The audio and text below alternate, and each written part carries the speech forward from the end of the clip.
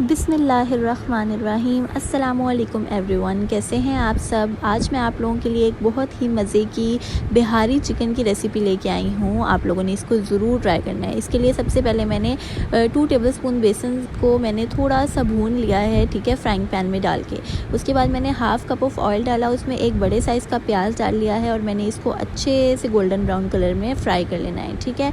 अब यहाँ पे मेरे प्याज फ्राई हो गए हैं। अब मैं इनको निकाल लूँगी किसी अलग बर्तन में, ठीक है। और अब यहाँ पे मैं इसमें थोड़े से प्याज रहने दूँगी और उसके साथ ही मैं इसमें जो मेरा चिकन है, ठीक है, वो मैं इसमें डाल दूँगी। मैंने बोनलेस चिकन लिया है 300 ग्राम्स।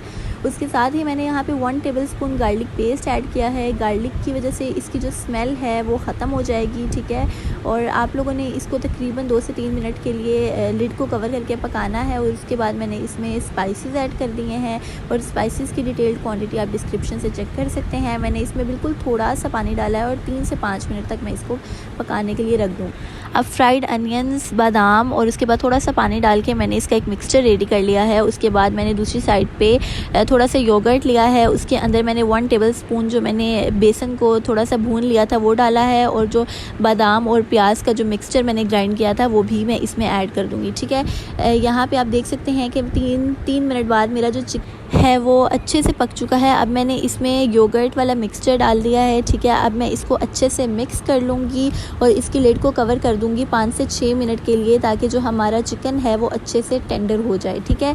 6 मिनट बाद आप देख सकते हैं कि इसका कितनी खूबसूरत सी शक्ल आ गई है। अब मैं इसमें जो ज़ीरा पाउडर है वो ऐड करूँगी और इसको अच्छे से मिक्स कर दूँगी, ठीक है। यहाँ पे हमारा चिकन बहुत अच्छे से टेंडर हो चुका है। आप देख सकते हैं कि इसका मसाला बिल्कुल परफेक्ट रेडी हो चुका है और आप लोगों ने इस रेसिपी को ज़रूर ट्राई करना है। इसमें मैंने धनिया और हरी मिर्चें डाल दी हैं और मैं जो रिंग अनियंस होते हैं वो मैं इसके ऊपर डाल दूँगी इसकी गार्निशिंग के लिए। यहाँ पे हमारी ये रेसिपी बिल्कुल तैयार है।